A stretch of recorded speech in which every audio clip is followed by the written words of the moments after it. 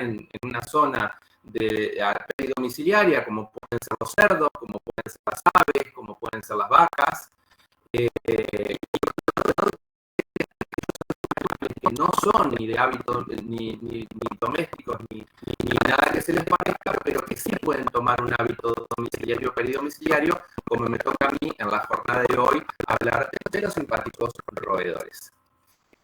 Lo que vamos a hablar de hoy es básicamente de enfermedades transmitidas por roedores. Dentro de ellas, las tres más simbólicas que tenemos para establecer son enfermedad por hantavirus, leptospirosis y básicamente la enfermedad por mordedura de rata, que muchas veces viene de la mano de las posteriores, así que vamos a hacer la selección de lo que sería enfermedad por hantavirus y lo que sería leptospirosis. No se enloquezcan para copiar, ni se enloquezcan para sacar fotos, ni se enloquezcan para hacer capturas de pantalla, porque cuando les habilite el campus virtual van a encontrar con que hay no uno, sino como 800 videos míos, donde voy desarrollando de a 15 minutos cada una de las partes de lo que vamos a estar hablando también ahora. Y van a estar con la misma imagen, con la misma característica, por lo tanto los invito a que nos escuchemos, pensemos, razonemos y interactuemos en relación a lo que se va a ver, porque les aseguro que cuando abra el campo virtual lo van a ver. Lo único que dejamos un poco más pendiente, por ejemplo, prevención en leptospirosis, porque en realidad las medidas de prevención en cualquier roedor van a ser las mismas, y yo lo desarrollé en un video con hantavirus. Entonces, pero exactamente entramos en la misma categoría. Así que si les parece, vamos a hacer la presentación en ese marco. Primero, enfermedad por hantavirus y luego leptospirosis. Sí, Fidel. Muy bien. Esta es más una pregunta de fin de seminario que de principio de seminario, pero por si yo no está al final del seminario, que no queda más o menos hasta una hora. Quisiera pedir bibliografía de referencia recomendada por usted para esto. La bibliografía de referencia es la bibliografía que nosotros ponemos como dentro de lo que representa el área, que siempre va a ser Farreras o Harrison. Pero nos encontramos con esto acá como ejemplo de lo que di el primer día de clases. A lo mejor Farreras o Harrison no va a tener muy desarrollado hantavirus o leptospirosis como lo tendríamos desarrollado en nuestro país. De lo que vos vas a ver como material complementario de aprendizaje, dirían en las páginas de meme, no me alcanza con el tiempo obligatorio y usted me pone el complementario. Pero bueno, el material complementario permite eso, ser complementario. Es decir, que vos puedas adaptar esa bibliografía a la realidad de nuestro país. Por lo tanto, te vas a encontrar con que hay una guía del Ministerio de Salud de la Nación adapta a nuestra realidad, a la Argentina, estas cuestiones. Pero que si mirás el video, ya está metido en el video. Lo que te permite la guía es tenerlo en un lugar de donde vos puedas referenciar todo el tiempo y no poniendo una bibliografía, no según el PATENGui, sino según el Ministerio de Salud de la República Argentina, digamos, ¿no? Entonces vas a tener una guía del Ministerio, además de todo lo otro que vas a tener como obligatorio. Muchas gracias. Y me viene muy bien tu pregunta, porque muchas veces han preguntado a los tutores, y vuelvo a repetir lo que ya dije en alguna oportunidad. Las referencias bibliográficas son las que jerarquizan el tratamiento que se les indica. Porque después pueden empezar, y entonces si hay 20.000 tratamientos, ¿de dónde estudio yo el tratamiento que tengo que poner para el examen? No, lo que pasa es que yo tengo que referenciar de dónde estoy poniendo el tratamiento que elijo. No es porque sí. Según Harrison, según Farreras, y después discutiremos si Farreras o Harrison están poniendo eso realmente o te confundiste. Pero tu referencia tiene que ser siempre hacia la bibliografía. Y a partir de ahí no va a haber mayores cuestionamientos. Sí es verdad que los seminarios tenemos que orientar y adaptar para nuestro país, para la región y demás cuestiones. Bueno, hecho esta aclaración, me voy entonces a la presentación. Voy a comenzar. Díganme, por favor, si ustedes están viendo ahora hantavirus. Sí, se ve. ¿Se ve? Ahí Bueno. está. Sí, ahora El sí. simpático roedorcito que se ve acá en la pantalla empieza a cambiar su expresión a lo largo de todas las imágenes porque ahora hasta parece tierno, pero a medida que empiece a amenazarnos y a producir alguna enfermedad, empieza a tener hasta una mirada más agresiva. Así que no se queden con la dulzura del ratoncito que ven ahora al comienzo de esta presentación. Vamos a comenzar viendo entonces primero las generalidades de lo que tiene que ver con el hantavirus para poder después entender cómo potencialmente puede producir una enfermedad. Básicamente, el hantavirus es un virus perteneciente a la familia Bungiaviridae y al género Hanta. Dentro de este género existen diferentes tipos genómicos, tanto en América Latina como en toda la región. Se trata en general de un ARN virus, esto es importante que nosotros lo tengamos en consideración, que está cubierto por una envoltura con una nucleocápside con glucoproteínas realmente muy características que ayudan en el proceso de sensibilidad inmunológica. En América existen más de 20 genotipos y en nuestro país existen descriptos hasta el momento alrededor de 10. 2 no se consideran patógenos para el humano, por lo tanto, en definitiva, nosotros tendríamos que considerar 8 genotipos para nuestro país. No obstante, la enfermedad por virus Hanta, como la leptospirosis y como un conjunto de otras enfermedades zoonóticas más, se consideran enfermedades zoonóticas emergentes, es decir, que representan un conjunto de enfermedades infectocontagiosas que van aumentando en cuanto a su frecuencia a nivel de nuestro país y conforme se vaya dando ese aumento de frecuencia, también van ocurriendo diferentes formas de presentación que se van describiendo, diferentes formas de expresión de la enfermedad y hasta incluso muchísimas mutaciones de estos tipos de genotipos. Pero por ahora vamos a ir describiendo esas características. Los 8 tipos que nosotros podemos presentar en nuestro país son el virus Jukitiva, que está en la zona de Misiones, el virus Lechiguana y el HU39694, que es el que se encuentra más en nuestra zona, en la región de Entre Ríos, Santa Fe y el norte de la provincia de Buenos Aires, el virus Pergamino, que está más en la zona de la provincia de Buenos Aires, el virus Andes, que puntualmente es uno de los que vamos a destacar en particular, primero por la característica que tiene el tipo de roedor que lo transmite, y segundo, porque ya les adelanto, es el único tipo de virus Hanta que es capaz de ser transmitido por vía interhumana, porque las otras se transmiten en general a través del vector hacia lo que sería puntualmente el reservorio. El único que puede dar contagio por vía interhumana es el virus Andes, y eso es lo que tenemos que tener en consideración para esta particularidad. Y después además tenemos el virus Bermejo, el virus Orán y el virus Laguna Negra.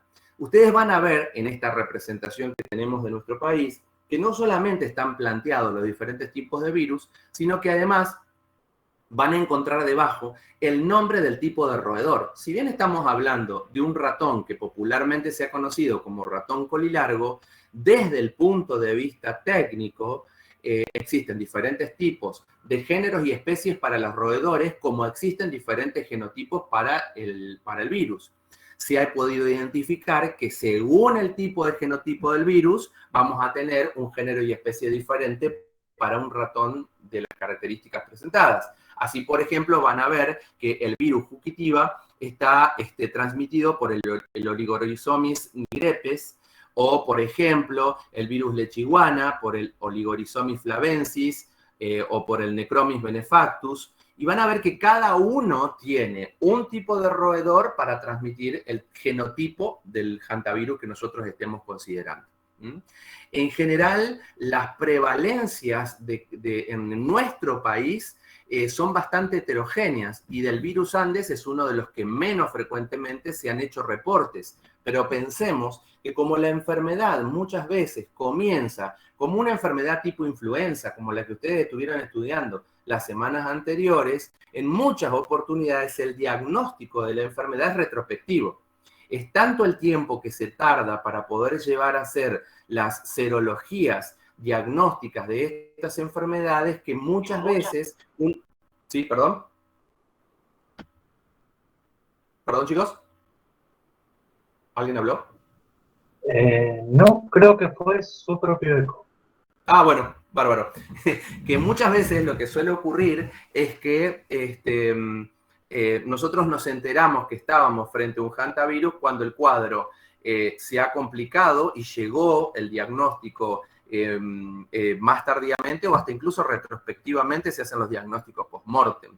Es decir, que muchas veces no podemos hacer el diagnóstico de manera precoz para poder conocerlo. Esto implica que hay un subregistro de la enfermedad muy importante. Por lo tanto, no podemos guiarnos más que de manera anecdótica con estos números que eventualmente ofrece nuestro país. El virus Andes es uno de los que menos posibilidades diagnósticas va ofreciendo. Perdón, que voy a admitir y ya vuelvo. Ahí estamos.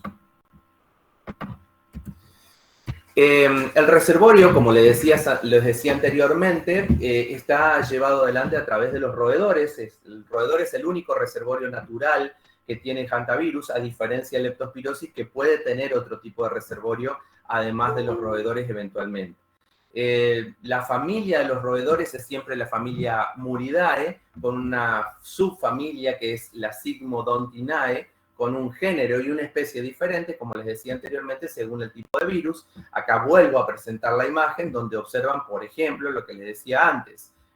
Para el virus Bermejo, el Oligorhizomis chacoensis; para el virus Oran, el Oligorhizomis longicaudatus; para el virus Laguna Negra, el Calomis callosus, y así sucesivamente para cada tipo de genotipo, un género y especie de roedor diferente.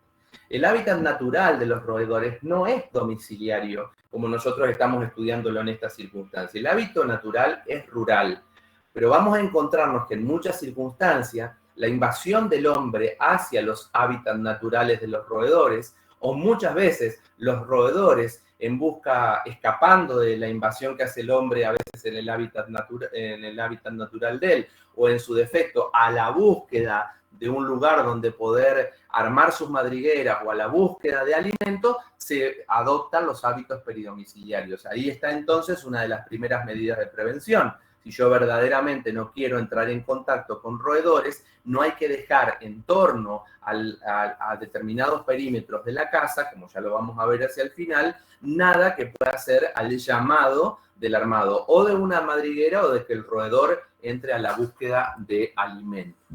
El virus Hanta lo que suele hacer es producir una infección crónica en el roedor que es de características asintomáticas, es decir, no vamos a encontrar naturalmente roedores que se mueran por hantavirus. Es un reservorio natural que lo que hace es infectarse, pero no enfermarse con hantavirus, y de esa manera, a través de esa infección, generar digamos, un cuadro de viremia persistente para algunos autores que garantiza el aporte del virus en lo que serían los productos de excreción del roedor, que pueden ser la saliva, la orina o las heces. De esta manera, el hombre no necesariamente tiene que entrar en contacto con el roedor, puede entrar en contacto con el roedor o con los productos de secreción-excreción del roedor, saliva, orina y heces, que tengan la carga del virus necesaria para poder llevar a cabo el proceso de la infección. Entonces, si el hombre se introduce en el hábitat del roedor, o sea, el hombre entra al ámbito rural, si el hombre desarrolla actividades de tipo recreativa, me puedo meter al agua en un lugar donde en proximidades andan roedores y lo hago con un fin recreativo, no lo hago con fin de invadir el lugar con una función, por ejemplo, de desmalezamiento del lugar. O puedo entrar con fines laborales. Necesito entrar a trabajar en el ámbito donde se encuentra el roedor. Si el hombre llega a desarrollar actividades de limpieza, muchas veces en lugares cerrados, que tengan poca ventilación, donde estén esos productos de secreción-excreción de los roedores, va a entrar en contacto con el virus, o sea, entra en contacto con la secreción del roedor y potencialmente con la carga viral que éste eventualmente contenga. Entonces, si nosotros hablamos, por ejemplo, de personas que viven o trabajan en zonas rurales, por ejemplo, hablamos de choferes de camiones de transporte de larga distancia que pueden llevar cargas que consigo lleven eventualmente roedores o la secreción de los roedores. Las personas que trabajan como guardaparques, como guardafaunas, los policías, los gendarmes, los trabajadores municipales, particularmente dentro de ellos los recolectores de residuos, los trabajadores de vialidad, porque tienen que entrar en contacto con las rutas en donde eventualmente puedan entrar en contacto con estos productos que acabamos de mencionar, los turistas, los acampantes, los cazadores, los pescadores, son personas que entran dentro del hábitat del roedor y por ende pueden entrar en contacto o con el roedor o con la saliva, la orina, las heces del roedor que tienen la carga viral de hantavirus. Si a todo esto le agregamos que las condiciones ambientes promueven la persistencia de la carga viral infectante, el entrar en contacto con el roedor o con las secreciones del roedor es entrar en contacto con una carga viral potencialmente infectante para esa persona. Y por ende, todas estas personas que acabamos de mencionar, el que vive o trabaja en el campo, el chofer de camión, el guardaparque, guardafauna, el policía, el gendarme, lo tengo que considerar como población de riesgo de tener eventualmente hantavirus. ¿Por qué? Porque todas estas personas tienen el contacto potencial con el roedor. Ahora, por ejemplo, también tengo que empezar a pensar en familiares directos, en convivientes, en agentes de salud, cuando yo eventualmente entre en contacto potencial con el que enfermó. Si esto ocurre, por ejemplo, cuando entramos en contacto, como les decía anteriormente, con la zona del virus Andes, porque era el único tipo de genotipo en Argentina que potencialmente permitía el contacto interhumano. Es importante que pensemos cuando estamos frente a una enfermedad tipo influenza, cuando digo enfermedad tipo influenza es los ojos llorosos, la congestión nasal, los dolores articulares, dolores musculares, como una gripe común, que indaguemos respecto del trabajo que ejerce la persona, de si no ha tenido en el último tiempo, como ya vamos a ver de acuerdo a los periodos de incubación de la enfermedad, alguna tarea de desmalezamiento, de limpieza de una zona donde potencialmente podría haber secreciones de un roedor, porque eso nos va a permitir estar alerta frente a lo que sería una enfermedad por hantavirus. Entonces, si el hombre entra en contacto con el hábitat, con el roedor, con el hábitat del roedor, con las secreciones del roedor y por ende con la concentración de virus que éstas contengan, la posibilidad de que el virus pueda ingresar al organismo son realmente muy variadas. La vía más popularmente conocida para lo que sería el virus Hanta es la vía inhalatoria. Es la de la imagen. Una persona que ahí está puesta al aire libre, pero que tranquilamente lo podríamos poner, que está limpiando un galpón en el campo, que está limpiando ese galpón que está en el fondo de la casa, que está sin ventilación, que entró y se puso a barrer, y en ese proceso de barrer se levantan estas partículas aerosolizadas que contienen, digamos, concentrados virales producto de las secreciones y excreciones de lo que sería el roedor y que consigo, por aerosolización, hace que la carga viral del virus ingrese por vía inhalatoria y desde allí encuentra en la vía respiratoria su principal sistema de foco para llevar adelante los procesos infecciosos. Ahora, esta que es la más frecuente, la más común, no es la única. Otra de las formas que podrían llevar adelante de la infección por hantavirus es la vía transcutánea, a través de lo que serían las mucosas. Fíjense que si yo con mi mano toco una superficie, por ejemplo una mesada en un lugar que está encerrado por el cual pasó un roedor y orinó, y luego que toqué con mi mano, me llevo la mano a la mucosa ocular, a las conjuntivas, como está haciendo esta persona, puede meter directamente la carga viral a través de la conjuntiva sin necesariamente ser inhalada. O la puedo llevar a la mucosa nasal, o puedo llevar las manos a la boca y de esta manera la incorporación de la carga viral se hace por vía transcutánea o por vía mucosa. La otra de las vías es la vía percutánea, es que yo haya entrado en contacto con el roedor se sintió amenazado y me muerde. Entonces, cuando el roedor muerde a la persona, se pierde la integridad de la piel y la carga viral que contiene la saliva del roedor es prácticamente inoculada de manera directa en la persona. Y la otra de las variantes es la vía interpersonal, en donde una persona, vamos a mirar por ejemplo el que está acá de pulovercito verde, está con mucha secreción con cargas virales, y estos virus son eyectados a través de estas famosas partículas de Fluch que han ido estudiando a través de las otras enfermedades respiratorias o a través de COVID, que por vía aérea pueden directamente incorporarse a la mucosa nasal inhalatoria de la persona sana y tener una incorporación interpersonal, pero también podría ser que esta persona aerosolizó el virus cayó sobre una superficie, la mano de esta persona toca la superficie, se la lleva a alguna de las mucosas y la incorpora de esa manera. Estas variantes de vía interpersonal, como les dije anteriormente, solamente es posible para con el virus Andes. Hasta ahora es la única variante genotípico para la cual se ha descrito la forma de contagio interpersonal. En las otras, las formas de contagio siempre van a ser del reservorio a la persona que recibe esa carga viral. Una vez que el virus ingresó, vamos a entrar en un tiempo que se le llama periodo de incubación. Luego en el periodo de estado de la enfermedad. El periodo de incubación va entre 7 y 45 días, es bastante variable. En promedio, aproximadamente unos 30 días es lo que lleva hasta que el periodo de estado se lleva adelante. El periodo de estado puede darse de una manera leve, con un síndrome febril inespecífico, o con la presentación clásica, que es el síndrome cardiopulmonar Hunter. Esto es, que si yo empiezo con un cuadro de fiebre o ya empiezo con la clínica compatible con un síndrome cardiopulmonar Hunter, no debo dejar de indagar hacia atrás la profesión de la persona y si, por ejemplo, en los últimos 30 días, en las últimas 3, 4 semanas, la persona no ha tenido alguna conducta en la cual haya invadido el hábitat natural de un roedor o haya entrado en contacto con las secreciones de un roedor. Y si ustedes no lo preguntan explícitamente, muchas personas no lo van a contar como algo relevante, porque no siempre pueden entender que a lo mejor haya una relación entre un cuadro de gripe, como el que yo estoy viniendo a consultar, y que yo hace 3 semanas estuve limpiando el galpón de mi casa. Es decir, que yo necesito indagar si en las últimas 3 o 4 semanas no se han llevado a cabo algún tipo de metodología que implique el potencial contacto con la carga viral. La variante más común es el síndrome cardiopulmonar Hunter que les estaba mencionando anteriormente.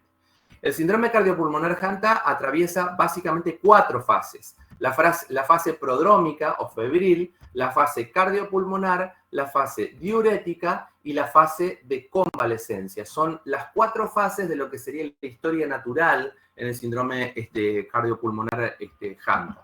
En la fase prodrómica o febril, en general comienza esta fase luego de lo que sería el periodo de incubación. Dijimos era variable, pero en promedio 30 días. En general consiste en la presencia, como su nombre lo indica, de un síndrome febril y de otras manifestaciones que menos frecuentemente suelen, digamos, acompañar al cuadro febril. Cuando hablamos de síndrome febril, es signos y síntomas que van acompañando a lo que sería la hipertermia. La hipertermia, si se quiere, es el signo capital del cuadro febril. En general se trata de hipertermias mayores a 38,5 grados, que generalmente suelen iniciar de manera brusca y que muchas veces van acompañadas de escalofríos, de astenia, de mialgias generalizadas, pero todas sin que aparezcan síntomas respiratorios altos. Es decir, esto es lo que lo diferencia con lo que respecta a las enfermedades tipo influenza. Una persona que consulta con fiebre, mucho cansancio y dolores musculares. Es más, si ustedes trabajaran en detalle qué características tienen las mialgias, se darían cuenta que hay determinados tipos de mialgias predominantes, como son, por ejemplo, las mialgias de las pantorrillas, o sea, los dolores referidos a las piernas, a lo que sería la cintura escapular, a lo que sería la cintura pelviana. En general, los pacientes refieren predominantemente ese tipo de mialgias. Entonces, si yo tengo a alguien que dice, me duelen mucho las piernas, estoy muy cansado, tengo fiebre, pero no estoy teniendo congestión, no estoy teniendo una rinorrea acuosa, no estoy teniendo una odinofagia, tengo que empezar a pensar en la posibilidad de si quien tengo delante es un policía, si quien tengo delante es un bombero, si quien tengo delante es alguien que se fue a pescar en el último tiempo, si quien tengo delante no tiene ninguna de esas categorías, pero le pregunto si no estuvo limpiando, por ejemplo, un galpón en su casa en las últimas 3 o 4 semanas. Después hay otros síntomas menos frecuentes, gastrointestinales, como la presencia de náuseas, vómitos, diarrea, dolor abdominal. Muchas veces se puede presentar hasta como un cuadro de abdomen agudo. La presencia de sudoración, que muchas veces puede acompañar a los escalofríos y a la hipertermia. Las cefaleas, que es otro síntoma que muchas veces pueden referir los síndromes febriles. Mareos, dolor torácico, artralgias, petequias. En general, la fase prodrómica o febril suele durar entre 1 a 3 días como plazo menor y 5 a 12 días como plazo máximo. Se considera entonces como caso sospechoso de enfermedad por hantavirus a una persona que tiene fiebre de más de 38 grados centígrados, sin una etiología definida, de menos de 7 días de evolución, a la que se le agreguen astenia, escalofríos, cefaleas, mialgias, dolor abdominal y eventualmente el antecedente epidemiológico de posible contacto con roedores silvestres en las últimas 6 semanas, mes y medio, que serían los 45 días. La presencia de el antecedente epidemiológico, que no siempre es posible demostrar, y la presencia de fiebre, astenia y mialgias, nos debe hacer pensar en la posibilidad de un hantavirus. Y si yo lo pienso, la enfermedad de hantavirus, la voy a poder investigar y hasta incluso la voy a poder diagnosticar. Ahora, los invito a pensar, fiebre, astenia y mialgias es un cuadro gripal común y corriente. Cansancio, dolor muscular y fiebre es un síntoma gripal común y corriente, solo que acá no hay enfermedad respiratoria, no hay síntomas respiratorios que nos hagan pensar en la enfermedad tipo influenza. Los antecedentes epidemiológicos son muy claros si existen, si el paciente los puede referir, pero no siempre van a poder ser identificados esta relación epidemiológica, lo que acabamos de mencionar. Ahora, una vez que yo pienso en la posibilidad de hantavirus, lo tengo que denunciar. Esta es una enfermedad que se considera una enfermedad de denuncia obligatoria. Y van a ver que cuando nosotros hablamos de denunciar, no estamos hablando de denunciar a la policía, sino que estamos hablando de hacer lo que comúnmente se le llama el reporte epidemiológico, que es fundamental de llevar adelante porque son estas enfermedades que requieren de un monitoreo epidemiológico muy preciso y de un seguimiento posterior. ¿Qué pedimos cuando estamos en esta fase? Un laboratorio y una RX de tórax. Con esas dos cosas es suficiente como para poder orientarnos en el diagnóstico posible. ¿Qué cosas podemos encontrar en el laboratorio? Una leucocitosis en más de 12.000 glóbulos blancos por milímetro cúbico con desviación izquierda, presencia de linfocitos atípicos, en general con un recuento de linfocitos de entre un 10 y un 45%, una trombocitopenia. Recordemos que leucocitosis es más de 10.000 blancos, recuerden 4.000 a 10.000, y trombocitopenia, el valor normal era de 150.000 a 500.000. Estamos hablando de trombocitopenia cuando tenemos una disminución del recuento de plaquetas por debajo de 150.000. En general, la eritrosedimentación, que es un marcador de procesos inflamatorios, tanto agudos como crónicos, absolutamente inespecífico, puede dar normal o con esa flechita que está para arriba, pero que, como yo les dije anteriormente, cuando hablábamos en la clase de presentación, jamás vamos a decir la eritrosedimentación está aumentada, porque recordemos que eritrosedimentación es la velocidad a la que sedimentan los glóbulos rojos en una muestra de sangre que se ha hecho incoagulable. Por lo tanto, si es velocidad, es milímetro por hora, ¿sí? Esa es la forma en la que se expresa la eritrosedimentación. Cuando algo yo lo veo por encima del valor habitual, lo tengo que decir que la eritro está acelerada. Entonces, la eritrosedimentación puede estar normal o acelerada. ¿Puedo pedir algo específico? Sí, puedo pedir el dosaje de anticuerpo antivirus HANTA. Generalmente se va a pedir anticuerpos a IgM para tratar de identificar la presencia de infección actual, infección activa en la actualidad. A nivel radiológico puedo encontrar una placa normal o puedo encontrar un infiltrado intersticial difuso, inespecífico, también compatible con el diagnóstico de una neumonitis, o sea, no es patognomónico el hallazgo radiológico para lo que sería un síndrome cardiopulmonar HANTA. Si la placa da normal, tengo que volver a repetir la placa ante un cuadro de antecedente epidemiológico a las 4 horas hasta encontrar el hallazgo característico que es este infiltrado intersticial al que hacíamos referencia. La fase cardiopulmonar es la fase más característica de lo que sería el síndrome cardiopulmonar Hunter, que tiene su base fisiopatológica en el proceso de aumento de la permeabilidad capilar. Si ustedes acá miran el dibujo de arriba, van a ver que tienen un vaso sanguíneo. Si este vaso sanguíneo aumenta la permeabilidad capilar, lo que va a terminar ocurriendo es que si lo que sería el plasma de los vasos sanguíneos sale hacia el intersticio, se va a producir edema.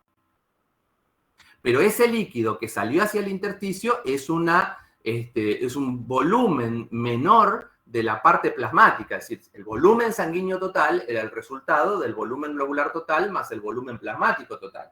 Si yo lo que hago es perder líquido, estoy perdiendo plasma, estoy disminuyendo el volumen plasmático, pero aún así estoy disminuyendo el volumen sanguíneo total. Por lo tanto, si líquido del vaso sanguíneo acá sale para acá, ese líquido se acumula en el intersticio generando edema y adentro del vaso sanguíneo lo que va a haber es una hipovolemia.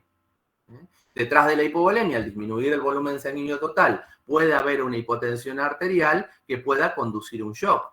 Ni que hablar si ese edema, cuando estamos hablando de acumulación de líquido en el intersticio, ocurre a nivel intersticial pulmonar o pericárdico, porque todo eso puede llevar a una depresión miocárdica, a una depresión respiratoria que conduzca a una hipoxia y al shock, con una falla multiorgánica y la evolución más desfavorable que puede hacer este cuadro, que es el de la muerte.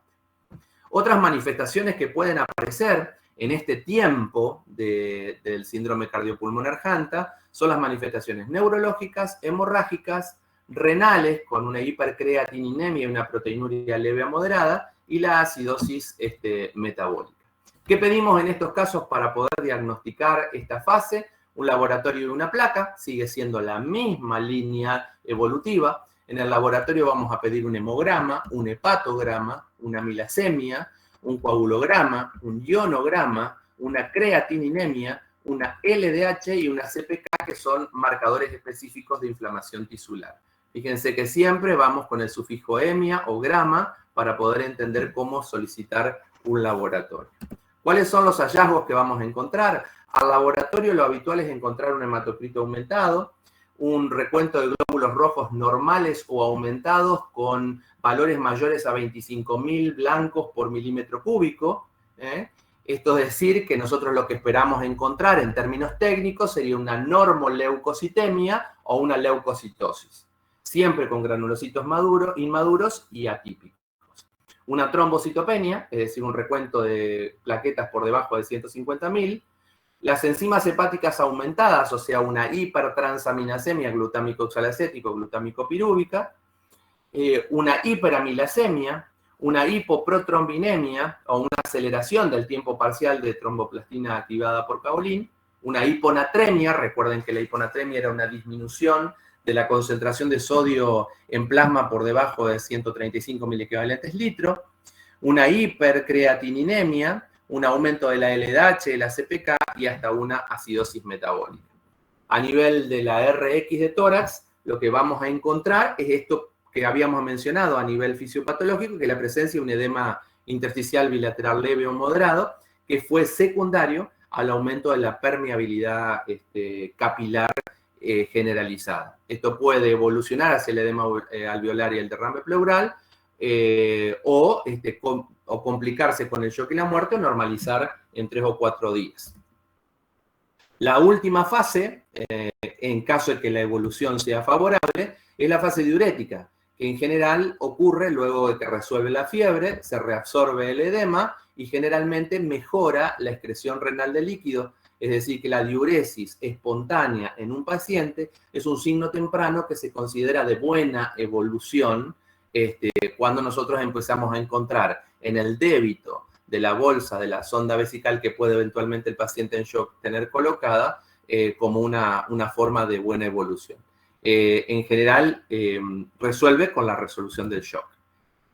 Y finalmente entramos en la fase de convalescencia, que es la fase de recuperación. Esta fase de convalescencia puede ser bastante prolongada, puede llevar hasta 2 meses incluso, y puede dejar incluso hasta algunas cuestiones seculares, como la bradipsiquia, la lentitud para el pensamiento, para la enunciación de la palabra, puede haber trastornos visuales, hipoacusia, debilidad muscular y hasta una miocarditis secuelar. ¿Cómo vamos a hacer el tratamiento en el síndrome cardiopulmonar HANTA? En general siempre se va a hacer por internación y en unidades hospitalarias que cuenten con una unidad de cuidados intensivos. En muchas circunstancias que no contemos con una unidad de cuidados intensivos, se tiene que hacer un tratamiento de sostén hasta estabilizar el paciente y luego hacer la derivación que corresponde. El tratamiento de soporte implica implementar medidas de bioseguridad, particularmente en aquellas personas que puedan potencialmente llevar adelante el contagio interurbano, indicar un plan de hidratación parenteral bajo estricto control de la reposición hídrica, porque yo tengo que dar el líquido suficiente sin encharcar al paciente, porque el paciente está teniendo un aumento en la permeabilidad vascular y si no vamos a profundizar el edema. Paracetamol de 500 miligramos cada 6 u 8 horas vía oral, si fuera posible el estado general del paciente para acompañar. Esta es la forma de manejo más fácil y accesible que tenemos del síndrome febril. Inotrópicos, para el caso en los que exista shock que acompaña con depresión miocárdica, y una antibiótico terapia de amplio espectro para poder cubrir las repercusiones de este proceso infeccioso. La oxigenoterapia al 100% y hasta incluso la asistencia respiratoria mecánica puede ser parte del tratamiento, pero no se da en cualquier paciente. Como siempre les digo, en medicina existen criterios. Para que se indique asistencia respiratoria mecánica, necesitamos tener 2 o más de los siguientes signos que establecemos acá. Una frecuencia respiratoria mayor de 35 por minuto, o sea, que el paciente esté taquipneico, que esté utilizando los músculos accesorios de la respiración, que tenga una saturación de oxígeno menor al 90%, pero teniendo oxígeno con máscara al 100%, cuando exista un cociente de presión alveolar de oxígeno con la FiO2 menor a 250-500, teniendo una RX de tórax compatible con un cuadro de dificultad respiratoria del adulto. Cuando hay hipotensión arterial en presencia de falla de órganos, cuando haya un índice cardíaco menor a 2,5 litros por minuto por metro cuadrado usando cardiotónicos, o pacientes que tengan una inestabilidad hemodinámica respiratoria o que tengan altos requerimientos de oxígeno que no reviertan con la oxigenoterapia. ¿Qué opciones y alternativas terapéuticas vamos a tener? Antivirales, que se están estudiando bastante intensamente con resultados bastante aleatorios. El uso de ribavirina endovenosa es lo que en este momento se está utilizando un poquito más. Y el uso de metilprednisona como corticoterapia antiinflamatoria para ayudar en lo que sería la resolución de la enfermedad y lo que sería la fase diurética. ¿Qué hacemos entonces frente a estas circunstancias? Y preguntarnos si el paciente frente al tratamiento va evolucionando favorable o desfavorablemente. Dijimos que la aparición de una diuresis espontánea era un signo de buen pronóstico. Estaba mejorando el proceso de la resolución del shock y la redistribución del edema. Ahora, si nosotros encontramos ausencia de seroconversión, o sea, cuando no estamos viendo los anticuerpos, esto no siempre es posible demostrarlo porque dijimos que no siempre llega el anticuerpo. La presencia de hemorragias, broncorrea abundante que hace que haya que manejar las secreciones del paciente, taquipnea, una frecuencia respiratoria mayor al menos a 24 ciclos por minuto. Una insuficiencia respiratoria grave, una taquicardia. Recordemos que la frecuencia normal era de 60 a 100. Estamos hablando de una frecuencia mayor a 100. Hipotensión arterial o un shock refractario se consideran signos de mal pronóstico de una evolución desfavorable y que potencialmente pueda conducirnos en estos casos a la muerte. ¿Cómo podemos prevenir la enfermedad? No se trata de una enfermedad que tenga por el momento vacunas, por lo tanto el centro del tratamiento son las medidas de difusión y de educación a la comunidad. En general tenemos que actuar en diferentes momentos. Cuando el roedor invade el hábitat humano, generalmente lo hace, como les dijimos anteriormente, en busca de caza o en busca de comida. No hay otra opción. Por lo tanto, si nosotros no hacemos el hábitat humano agradable al roedor, a la búsqueda de caza o comida, disminuimos la probabilidad de acercamiento peridomiciliario al roedor a la casa. En los alrededores de la vivienda, ¿qué tendría que indicar? Entonces, bueno, tener el pasto corto, tratar de evitar que se acumulen los cacharros en en el sector, lugares donde el roedor pueda querer habitar, mantener los alrededores despejados y limpios, desmalezando y manteniendo el pasto corto hasta unos 30 centímetros aproximadamente, desratizar el perímetro de la vivienda. En este caso hay que tener en cuenta también las medidas de control de vectores que pueda tener un municipio, porque no siempre pasa por el uso de algún raticida. No hacer huertas a más de 30 metros de la vivienda, porque eso también favorece el acercamiento del roedor. No acumular leña, paja, herramientas y demás a más de 30 metros de la casa. O sea, no hacerlo a más de 30 metros, no hacerlo tan próximo. Si yo tengo un depósito de leña, de paja o demás, ubicarlos en tarimas a más de 30 centímetros del piso, para que no pueda anidar el roedor tan fácilmente. Mover periódicamente el material acumulado, es decir, rotarlo, y proteger básicamente las fuentes de abastecimiento de agua hacia donde el roedor pueda acercarse, por ejemplo, en búsqueda de bebida. Dentro de la vivienda, y bueno, nada, el ejemplo ahí es muy claro, evitando el desorden y digamos, la acumulación de suciedad. Sellar todas las rendijas de más de 0,5 centímetros de diámetro con material resistente a la acción de los roedores puede ser una de las opciones. Almacenar los alimentos en lugares limpios, en recipientes herméticos. Mantener agua y comida en recipientes gruesos y cerrados pueden ser algunas de las opciones. Lavar los platos y los utensilios inmediatamente de haberlos usados, no dejarlos arriba de la mesada, de la mesa. Si van haciendo una autocrítica se van a dar cuenta que no hacemos nada de todo eso. Mantener limpia la superficie de las mesadas, los muebles, los suelos. Limpiar los ventiladores, los filtros de aire acondicionado y los conductos antes de ponerlos en marcha. Mantener la basura en recipientes gruesos con tapas herméticas. Sacar la basura para la recolección en el horario adecuado, y aquellos que no puedan porque no lo tengan, enterrar la basura alejada de la vivienda a una profundidad siempre mayor a 30 centímetros. Colocar el agua y los alimentos de los animales domésticos lejos de las casas, al menos por las noches, que son secretos para cuando yo puedo, digamos, cuidar la casa. Ahora, cuando el hombre va al hábitat del roedor, las sugerencias pueden ser diferentes. Por ejemplo, acampar lejos de malezas, pastizales y basurales, dormir sobre cáteres a una altura mayor a 30 centímetros del piso, no directamente sobre el piso, no ahuyentar a los predadores, a las lechuzas, a los lechuzones, a los chimangos, a los chimangos, porque naturalmente este tipo de predadores son predadores naturales de los roedores. Nos pueden resultar poco simpáticos, pero hacen al equilibrio ecológico de la cadena alimentaria y por eso es importante mantenerlos y no ahuyentarlos. Si se encuentran roedores vivos, no habría que intentar, cosa que hacemos siempre, golpear o matar al roedor. No habría que usar tramperas o rodenticidas, si se quiere, dentro de la casa. Y, como les decía antes, consultar más vale al servicio de control de plagas que tiene todo municipio para ver cómo manejar la situación. Si se encuentran roedores muertos, lo que corresponde es cubrirse la nariz y la boca con un pañuelo húmedo, colocarse guantes, rociar al roedor con lavandina y dejar actuar la lavandina por unos 30 minutos, colocarlo en una bolsa sellada, luego colocarlo en una segunda bolsa y sellar la segunda bolsa, y luego enterrarlo a más de 30 centímetros o, en su defecto, incinerarlo. Ese es el manejo que debe haber con un roedor que está muerto, ¿tá? Por lo tanto, fíjense que en más de una oportunidad no se cumple con estas premisas y eventualmente mantenemos la cadena epidemiológica.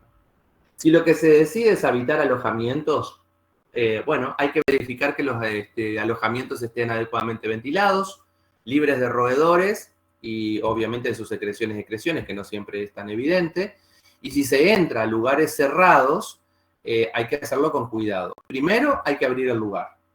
Segundo, para entrar, tendríamos que usar un calzado cerrado, preferentemente cubierto. Si no tenemos botas, agarrar bolsas de nylon, ¿sí?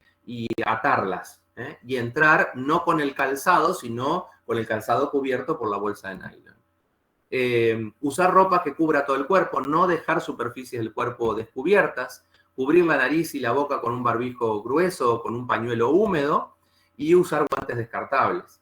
Y cuando nosotros vamos a salir, todo lo que tuvimos para entrar y permanecer mientras estuvimos limpiando el ambiente, lo tenemos que sacar.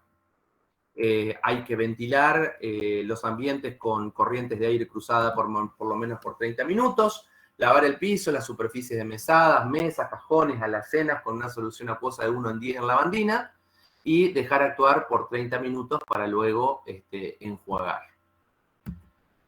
Al salir, tenemos que descartar el barbijo y el pañuelo, descartar las botas o bolsas de nylon que estuvimos utilizando, lavar las prendas con agua caliente y detergente, dejar secar al sol y luego hacer una higiene corporal cuidadosa, especialmente de la región de las manos. Esa es la forma de poder cortar, si se quiere, una cadena epidemiológica en lo que respecta por lo menos a virus Hantavirus.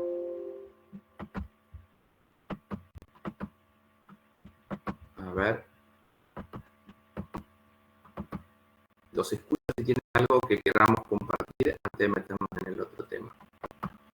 Fíjense qué interesante que digo, más allá del enfoque diagnóstico y terapéutico para hantavirus, qué interesante las medidas de prevención, ¿no?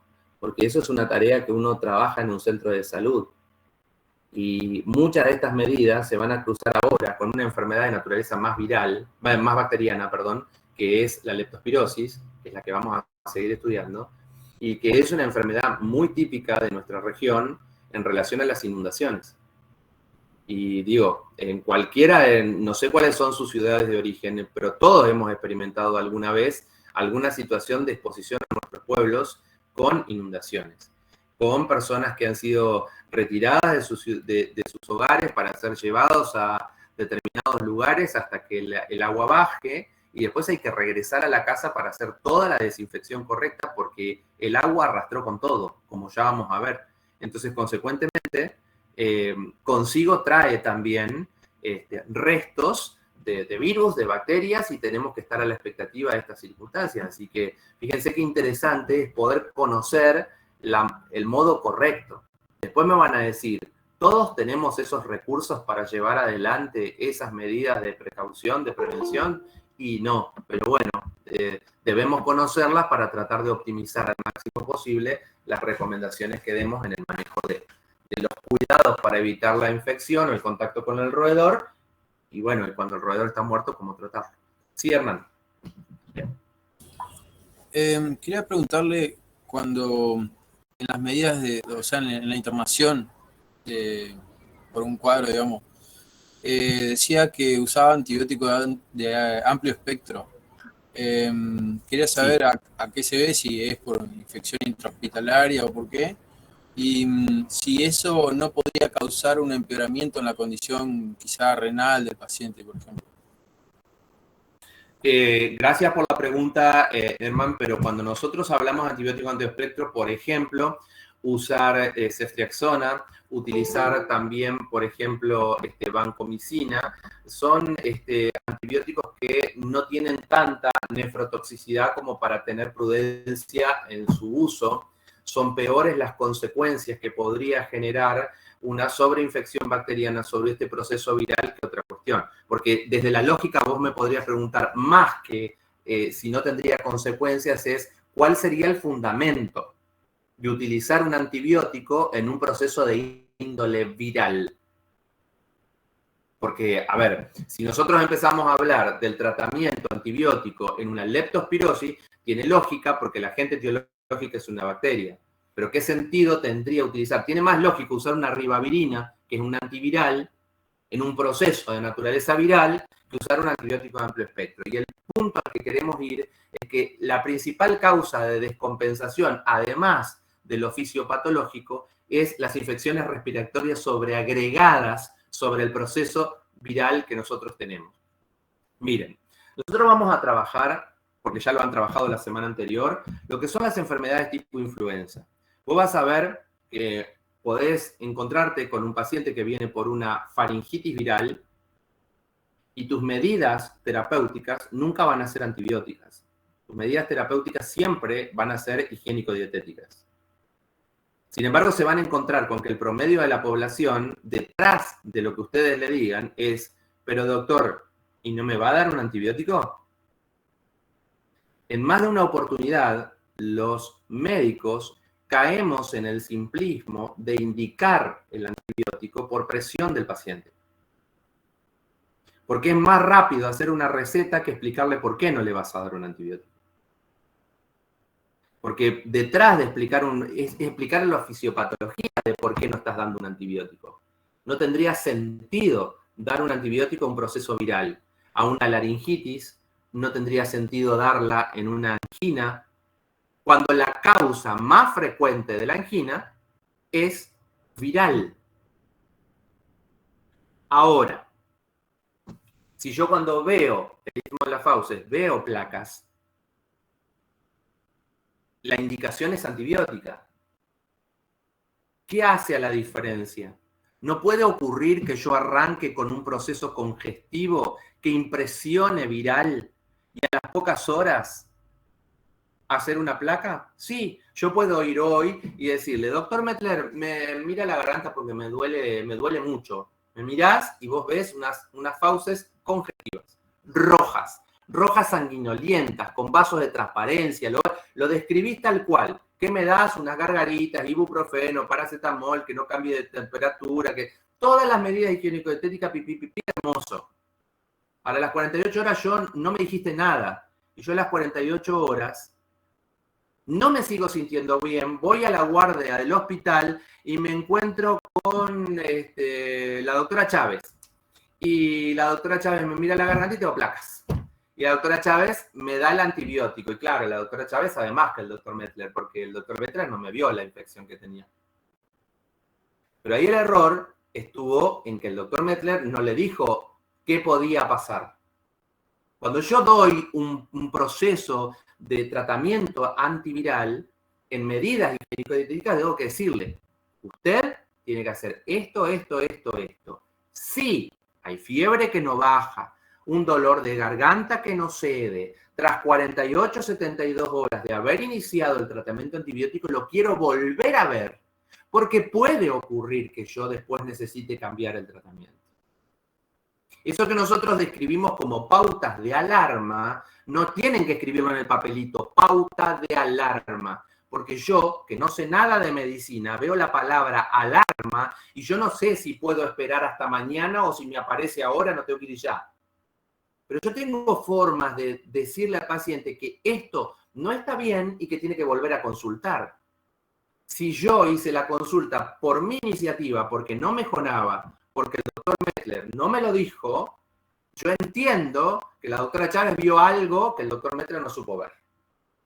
En cambio, si yo tengo algo que no mejoró y el doctor Mettler me dijo a mí que cualquier cosa tengo que volver, ¿a dónde voy a ir? ¿A la guardia a ver a la doctora Chávez? No, voy a volver a buscar al doctor Mettler para decirle que tal cual él me dijo, pasaron 48 horas y no mejoré. ¿Se entiende por dónde va? Entonces, cuando nosotros hablamos del proceso como proceso viral, tarda muchísimo. De hecho, ahora en nuestra provincia, en la provincia de Entre Ríos, la indicación de medicamentos se ha pasado a la prescripción a ser como con los psicofármacos. Los antibióticos requieren de una receta de archivo. Ya no podés ir a la farmacia, bueno, sí, se puede, pero quiero decir, ya no deberías poder ir a la farmacia a decir, dame una amoxicilina. Porque es la principal causa de resistencia bacteriana, el abuso del antibiótico ante casos que no ameritaban. ¿Pero por qué ocurrió eso? Porque ocurre que hay muchos médicos que dan las pautas correctas para un proceso viral sin dar las pautas de alarma. Entonces yo nunca sé si estoy mejorando o no estoy mejorando, consulto con otro, me ven el proceso sobreinfectado. A ver, pensemos, ¿cómo trabaja un virus? ¿Tiene una maquinaria biosintética independiente el virus? No. Tiene que meterse adentro de nuestras células, aprovechar la maquinaria biosintética proteica de nuestras células para poder formar nuevamente su cápside y volver a salir. Para poder llevar adelante el proceso de reproducción, explota nuestras células. Entonces, si yo tengo un epitelio que está invadido por virus, cuando el virus se replica, yo lo que tengo es una denudación de mi epitelio. Y la membrana basal queda expuesta al exterior y cualquier bacteria que ande dando vuelta tiene las condiciones ideales para poder contaminar.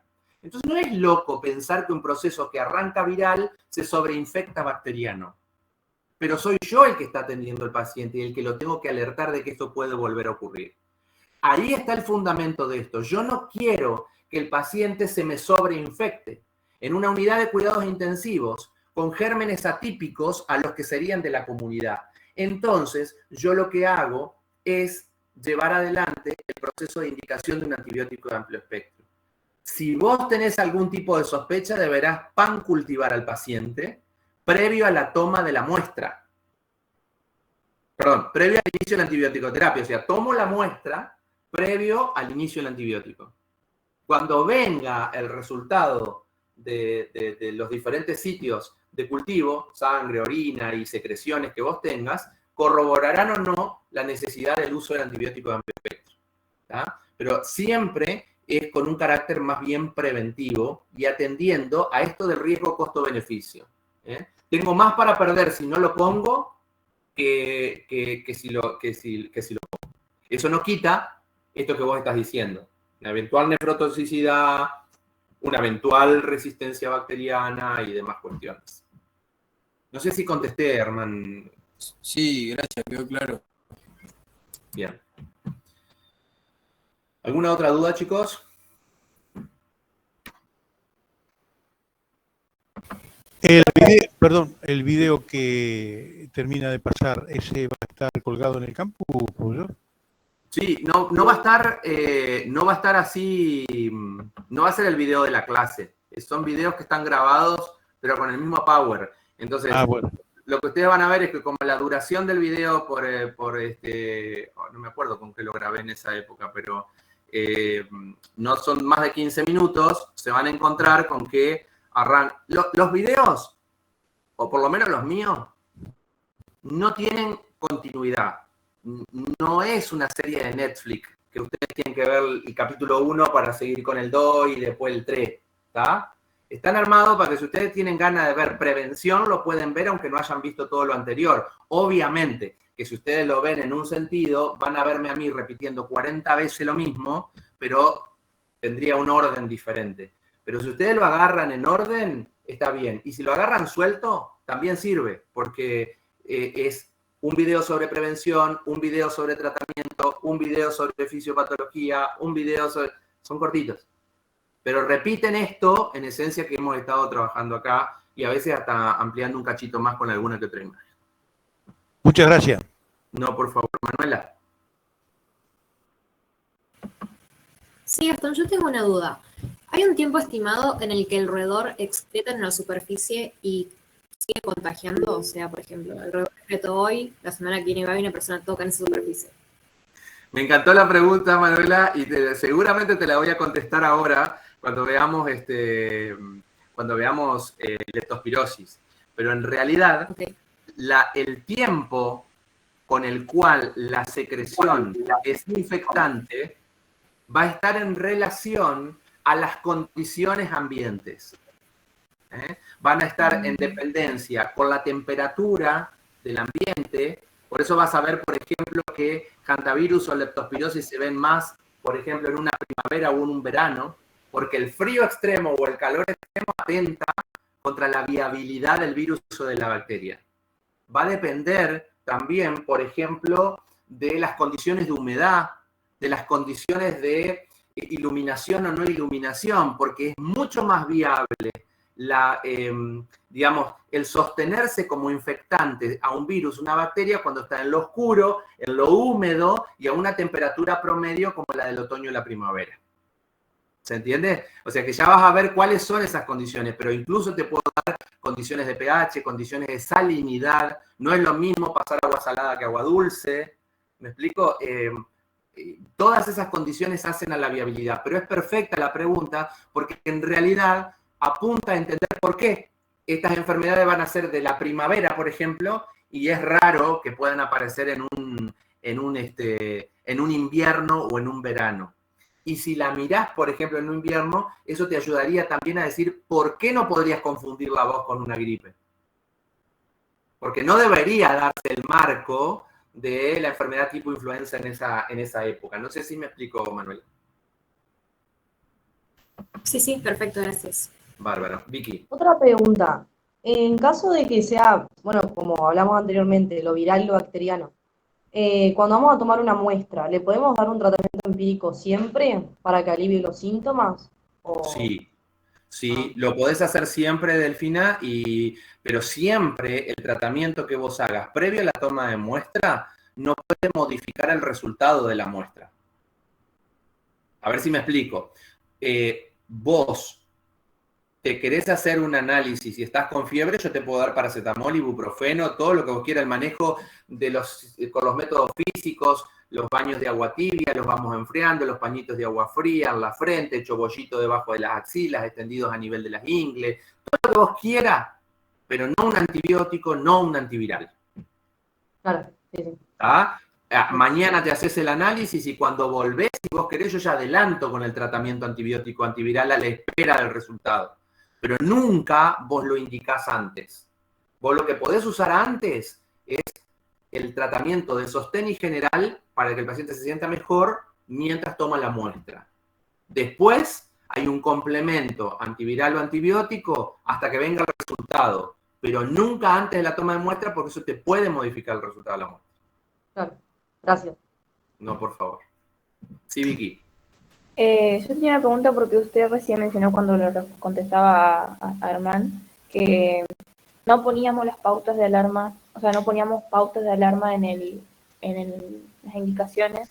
Uh-huh. Y cuando en el modelo dice como que pautas de alarma y en puntitos lo que hay que poner es si aumenta la fiebre o se mantiene la fiebre. Entonces, como cuando vayamos a rendir, ¿lo ponemos o no lo ponemos al final? No, porque no está puesto con la intención de que vos lo pongas como un título. Eso es lo que quiero decir. Está. Vos debés escribir las pautas de alarma en las indicaciones sin poner como título pautas de alarma. Te doy un ejemplo. Claro. En caso de... Claro, en caso de, sí, punto suspensivo, usted tiene fiebre que no baja, tos persistente, catarro con sangre, esto, consultar. Vos estás poniendo las pautas de alarma sin poner la palabra alarma. Claro, sí, como estaba en el modelo, por eso le consultaba. Exacto, ahora está. exacto. Listo, gracias. Entonces... A ver, perdón, Vicky, quiero hacer una aclaración. No está mal que vos pongas pautas de alarma.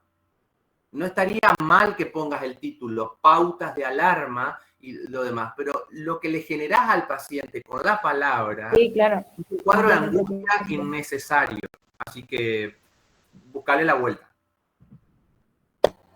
Iba a preguntar también en el caso de medidas higiénico-dietéticas, si lo ponemos como título y las desarrollamos o las desarrollamos directamente. No, porque vos no tenés que poner medidas higiénico-dietéticas. Yo soy paciente y a mí me decís que me vas a dar medidas higiénico-dietéticas y estoy sintiendo que me está diciendo que estoy sucio, que me tengo que mejorar en mi higiene. Claro, por eso. Nosotros sabemos lo que significa, pero el otro no sabés cómo lo interpreta. Entonces, es simplemente, vos enlistás, vos sabés que esas son las medidas higiénico-dietéticas, pero el paciente vos se las estás dando enlistadas de otra forma, como cuando dice, indico 2 puntos, 1, abundante cantidad de líquido, 2, dieta liviana, 3, son las medidas higiénico-dietéticas. Yo no las pongo como un título, nunca pongo como un título. Genial, muchas gracias. Bueno, ¿se entiende, chicos? Además, hay una cosa que es importante, chicos. Hay algo que es difícil que nosotros, yo ya se los dije la vez pasada, que le vamos a pedir el manejo del lenguaje técnico, pero después cuando ustedes van a hacer una indicación en el lenguaje coloquial, ustedes no pueden explicarle a un paciente, evitaremos drogas nefrotóxicas. No tomamos tal cosa. Lo más común, como lo entendería, yo siempre digo que para practicar la forma de indicar un medicamento lo tengo que practicar en mi casa con alguien que no entienda nada o con un amigo de lo que yo estoy hablando. Si el otro me puede entender lo que yo le estoy diciendo, es porque es así. Y hay errores históricos, ¿eh? Una paciente a la que se le da levotiroxina, y para hacerlo más sencillo le ponen levotiroxina a las 6. Y el paciente entra intoxicado porque lo tomó cada 6 horas. A las 6 horas. Cada 6 horas lo entendí yo. ¿Se entiende que cuando uno, como pasa cuando yo quiero indicarles algo en un examen o en el campus y ustedes entendieron otra cosa que era lo que yo estoy convencido de lo que yo quería decir, pero ustedes entendieron otra cosa? Bueno, así pasa en el ejercicio profesional. Yo creo que soy claro y a veces no soy claro. Ni que hablemos si consideramos gente que pueda no saber leer y escribir. Ni que hablemos con eso. Porque nosotros estamos dando una indicación, como yo se las he puesto en el modelo, escribiéndolas. Y hay gente que no sabe leer ni escribir. Y tengo que poder llegar al que no sabe leer ni escribir también. Entonces me parece que es importante nunca dejar de hacer las cosas por escrito, porque es nuestro aval, pero siempre sabiendo que la indicación se la estamos dando a un paciente, no a un juez. Por lo tanto, tenemos que garantizar que nuestro paciente lo entienda, además de esto. ¿Se entiende? Bueno, chicos, vamos a otro de los temas.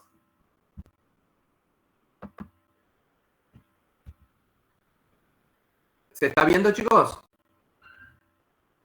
No, Aún no. A ver si estamos, capaz que a mí me falta acá.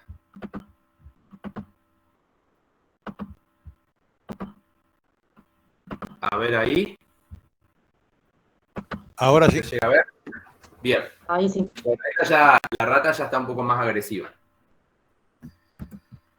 Bueno, como dijimos anteriormente, la leptospirosis es una enfermedad también transmitida por roedores, que en nuestro país tiene una realidad totalmente diferente. Está dentro de lo que se llama como las zoonosis de emergentes, pero dentro de ellas es una de las más frecuentes en nuestro país. Tiene una amplia distribución geográfica en nuestro país. La zona de Entre Ríos, Santa Fe y Buenos Aires es una de las de mayor prevalencia. Tiene una epidemiología aislada, es decir, se da en determinados momentos del año por una manera diferente y, como les decía anteriormente, por brotes estacionales. Lo que cambia en este patrón epidemiológico es cuando aparece algún tipo de desastre natural. Puede ocurrir que ocurra con un incendio, donde la rata huye digamos, de lo que sería el calor del lugar que tiene en sus madrigueras, pero también puede ocurrir lo que es más frecuente para esta región geográfica, el tema de las inundaciones, como les decía anteriormente. Es más frecuente en varones, pero esto puede ir cambiando de acuerdo a la realidad actual. La actividad rural era una actividad muy del varón en su momento y entonces, consecuentemente, la invasión de los hábitats naturales de los roedores era más del varón que de la mujer y por eso hacía que tuviera ese predominio sexual y en general más en adultos jóvenes, que son los que son más seleccionados para este tipo de actividades. Es una enfermedad infecciosa. Cuando decimos infecciosa es porque es producida por un germen que tiene carácter zoonótico porque está transmitida por animales.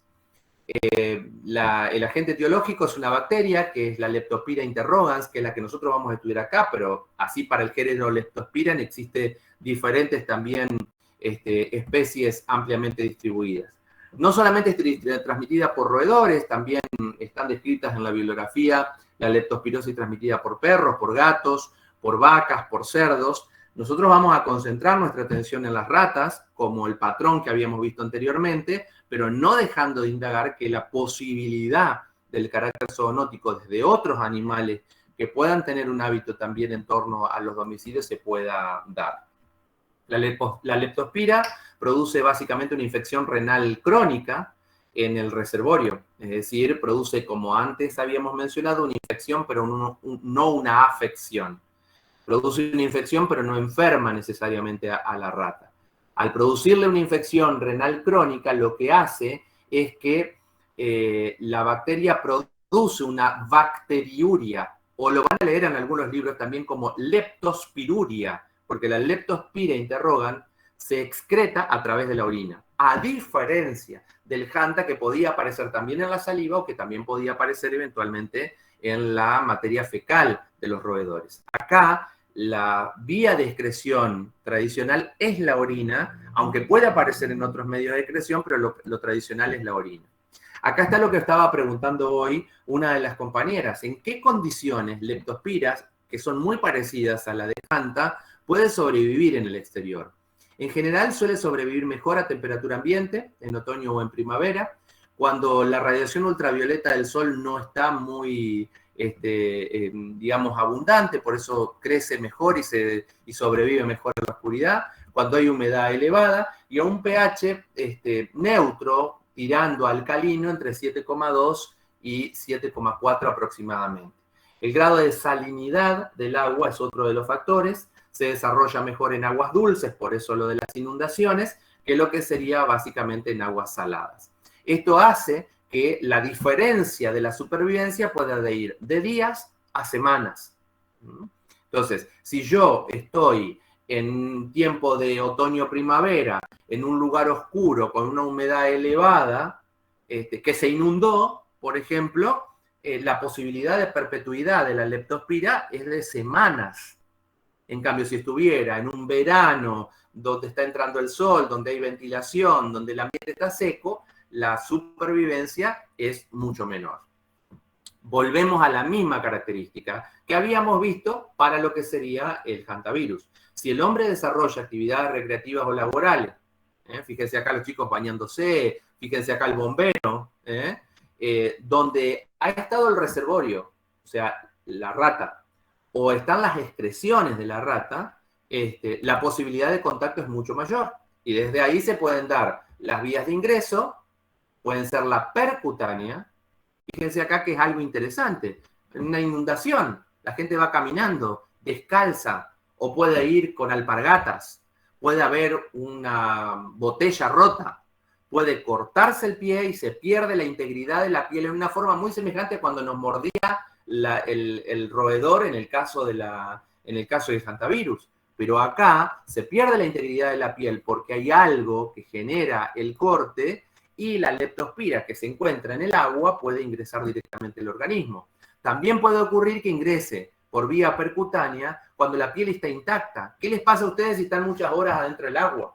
La piel se ablanda, hay una maceración de la piel y la indemnidad de la piel muchas veces es más fácilmente que se disrumpa y que puede ingresar el germen. Esto puede pasar por ejemplo, en una inundación donde la persona tiene que permanecer muchas horas debajo del agua haciendo algún tipo de maniobra, por ejemplo, de rescate. La vía transcutánea, volvemos a lo mismo.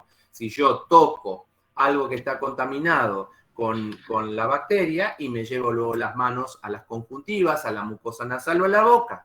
La otra de las opciones pueden ser la aerosolización, se ha descrito también la vía vertical, o sea, la transmisión madre-hijo, o la vía interpersonal, pero mucho menos frecuente para las tres, tanto la aerosolización, la vertical y la interpersonal. Lo más frecuente es la vía percutánea y mucosa, como habíamos visto anteriormente. Fíjense la diferenciación con lo que sería el hanta. Ahora, si aparece un poblador rural, un trabajador rural, un guardafauna, los mineros, los turistas, acampantes, cazadores, pescadores, los pobladores de áreas urbanas que tienen viviendas precarias o sin las medidas adecuadas de saneamiento ambiental, los albañiles, los trabajadores municipales, recolectores de residuos, obreros de desagüe, las personas que hacen pozos, que hacen zanjas, los trabajadores de vialidad, los policías, gendarmes, bomberos, los rescatistas en catástrofes naturales o en inundaciones, los médicos veterinarios por contacto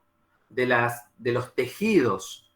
Y acá es importante también destacar los obreros de la faena de la carne, y no destaqué aquí, y ahora que estoy pensando, las personas que trabajan en un laboratorio con las secreciones de una persona. Pues puede ser un bioquímico que está trabajando con los productos de secreción de las personas que puedan estar también potencialmente contaminados. A todos ellos se los considera personas de riesgo. Fíjense que tenemos que indagar respecto de su profesión para poder indagar estas cuestiones. De esta manera, entonces, si la leptospira infecta al roedor, le produce una infección renal crónica, el roedor elimina la bacteria por la orina y el hombre entra en contacto con la orina del roedor por cualquiera de sus vías, se puede llevar adelante el ingreso. El periodo de incubación generalmente es el inicial, va entre 1 y 30 días con un promedio de 7 a 10 días aproximadamente. Puede ser asintomático. El periodo de comienzo, de inicio o septicemia es el periodo que corresponde a cuando la bacteria desde su punto de partida sale a dar una vueltita por la sangre. Por eso está el periodo de bacteriemia. Emia, bacterias en sangre.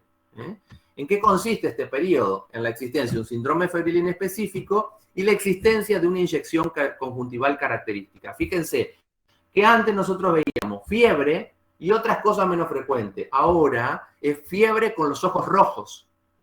Con la inyección de la conjuntiva, lo blanco del ojo se vuelve inyectado como de sangre y otras manifestaciones menos frecuentes. El síndrome febril inespecífico en general está centrado por hipertermia, con temperaturas mucho más altas que para lo que sería el hantavirus, 39, 40 grados centígrados, también de inicio brusco y que pueden ir acompañados de escalofríos, cefaleas intensas, mialgias y también sin síntomas respiratorios altos. O sea que si yo tengo una persona con fiebre, escalofríos, cefaleas y mialgias, tengo algo común en hanta como en leptospirosis. Solo que en leptospirosis la fiebre puede ser mayor, ¿sí? Y que generalmente todo este cuadro va acompañado de inyección conjuntiva. La otra, la temperatura es más baja, pero no tiene inyección conjuntiva. Las dos tienen en común, no tienen síntomas respiratorios altos. Otros síntomas menos frecuentes pueden ser los síntomas gastrointestinales, la sudoración, las artralgias, y siempre duran alrededor de 4 a 7 días, hasta casi, si se quiere, una semana. Es generalmente el periodo en el que el paciente suele consultar. Al periodo de estado se puede entrar directamente, o sea, termina el periodo, luego del periodo de incubación, o indirectamente tras una mejoría de 48 a 96 horas aproximadamente. Dura entre 40 y 30 días, hasta un mes, y en general se puede presentar con uno o más de estos 5 síndromes de leptospirosis: el síndrome hemático, el ictérico, que algunos lo van a leer como síndrome Will, el síndrome neumopático, el nefropático o el meningio. El síndrome hemático se presenta como un síndrome hemorragíparo, desde cuadros mínimos tipo petequiales hasta hemorragias respiratorias mucho más severas. Dependerá, entre otras cosas, de la virulencia de la bacteria, de la carga bacteriana que contacte con la persona, etc.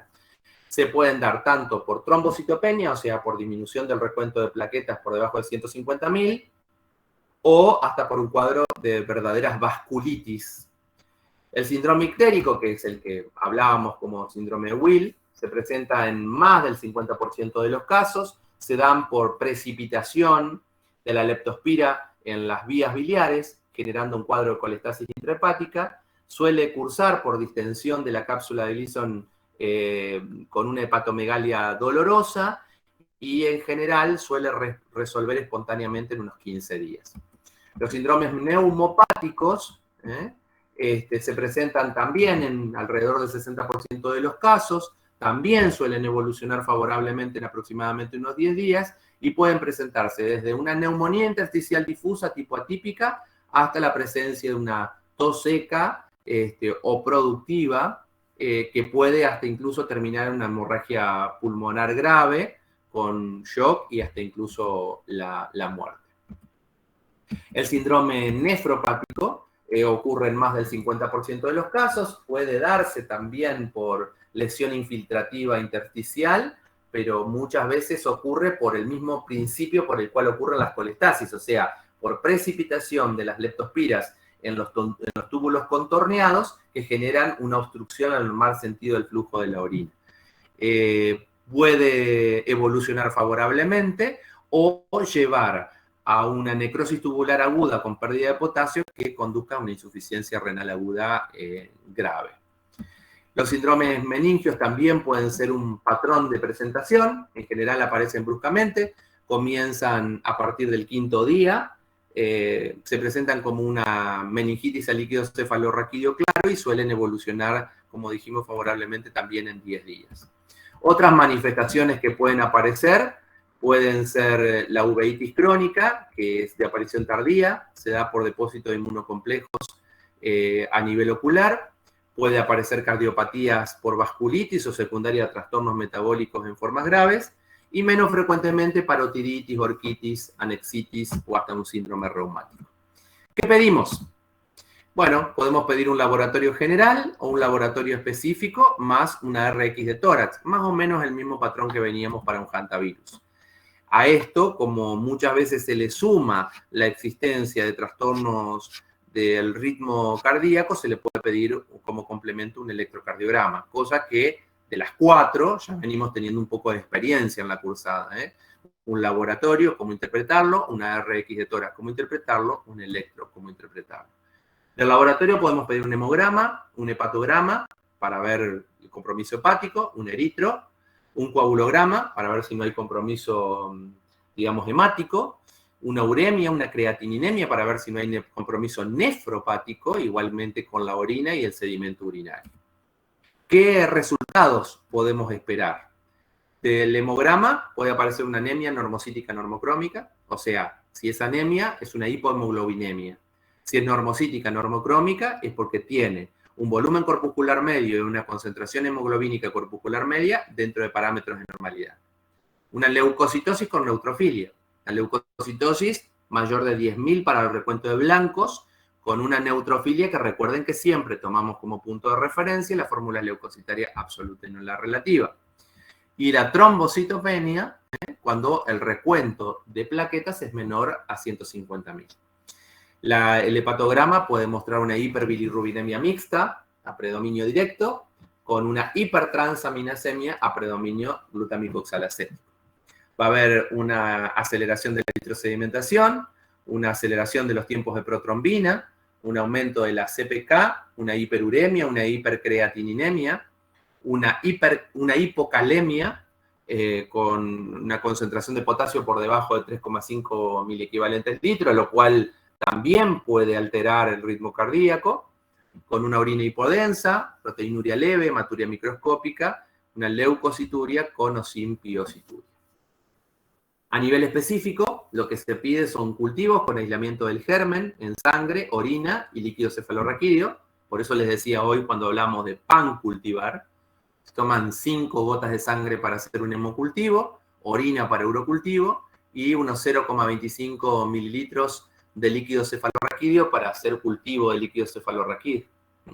Ya van a ver más adelante, en las próximas semanas, la semana 10 aproximadamente, van a hacer prácticas de punción lumbar para ver cómo se toma la muestra del líquido cefalorraquídeo. En general, estos cultivos van a dar positivo dependiendo del momento en el que nosotros hacemos esto. A ver, chicos, pensemos, vuelvo un cachito para atrás, aguántenme que voy, pero tiene una cuestión de lógica. Pensemos cómo arrancaba este proceso. Y este proceso comenzaba, si se quiere, con estos 3 periodos. Se podía dar la enfermedad. La historia natural de la enfermedad era un periodo de incubación, un periodo de inicio-comienzo y un periodo inmune dotado.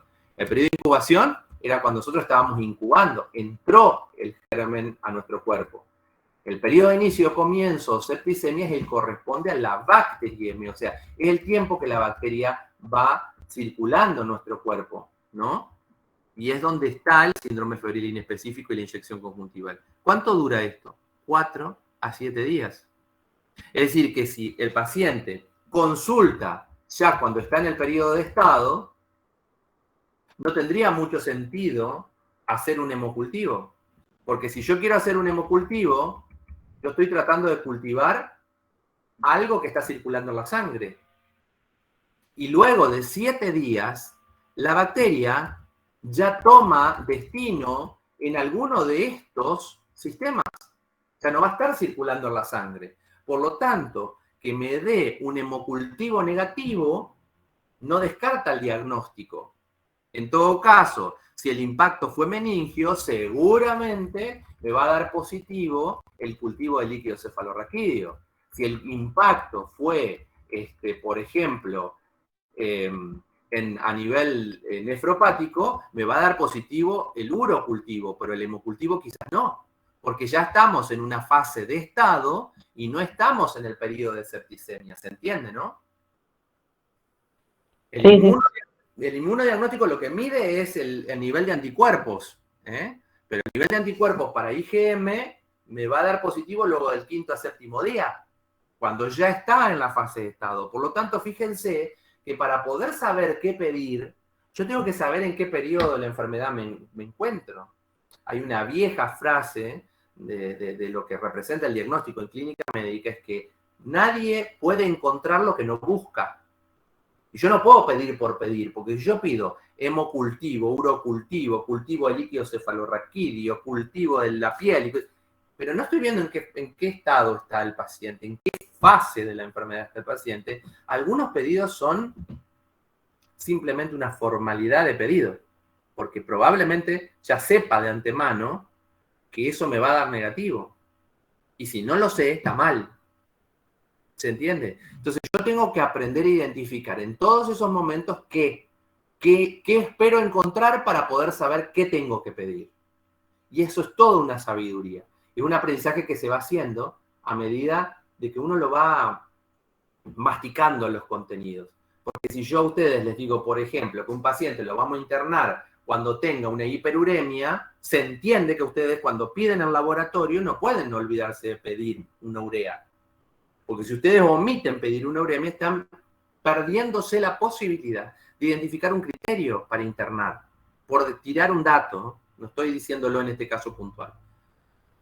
Por eso es interesante que a veces, y si yo les digo capaz criterios de internación en neumonía, ustedes me van a decir taca, todo de memoria. Pero quizás cuando lo tengo que aplicar, me falte el poder aplicar todo eso. Y eso es lo complejo, si se quiere, de la clínica médica. La RX que podemos pedir puede darnos normal, con un infiltrado bilateral a predominio basal o con un proceso de consolidación que es raro.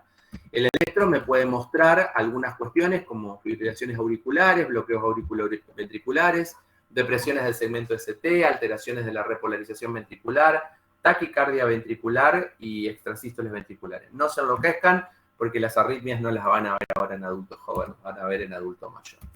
Entonces, cuando pienso en la posibilidad de una leptospirosis, en un paciente que tiene ictericia, ¿se acuerdan qué es la ictericia? Es la coloración amarillento, verdosa, de piel, mucosas y escleróticas a consecuencia de una hiperbilirrubinemia mayor a 2 mg/100.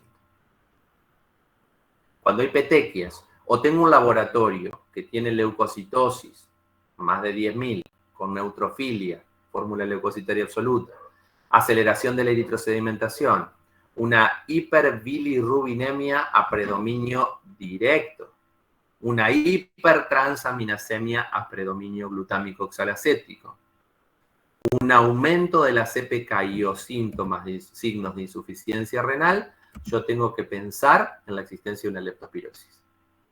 Y si tengo que pensar en una leptospirosis, tengo que denunciar. Porque tanto la leptospirosis como hantavirus son enfermedades, no lo pongan en términos de denuncia, porque suena feo.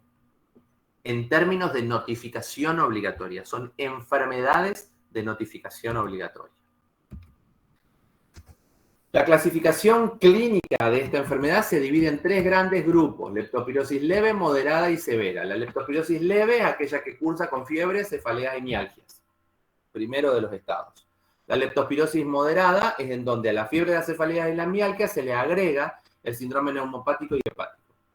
Y a la leptospirosis grave es cuando a la leve, a la fiebre, la cefalea y las mialgias, se le agrega una falla multiorgánica. El tratamiento y el diagnóstico van a ser diferentes para cada una de ellas. En la leptospirosis leve, el tratamiento es ambulatorio. En general, se exceptúan de estos criterios a las embarazadas, los lactantes o las personas que por razones sociales no se las puede dejar volver a su lugar, y comprende reposo, dieta general, hidratación por boca, paracetamol 500 miligramos vía oral cada 6 u 8 horas para tratar la fiebre y las mialgias. Estarían contraindicados AINES como el diclofenac, el ibuprofeno, el naproxeno, la aspirina. Antibióticos, los antibióticos se deberían incorporar lo más precozmente posible y aún cuando yo no tenga los resultados del laboratorio, se hace algo empírico como hablábamos hoy, pero el primero y el cuarto día es lo óptimo para incorporar. Lo sugerido es amoxicilina 500 miligramos cada 8 horas vía oral por 5 a 7 días.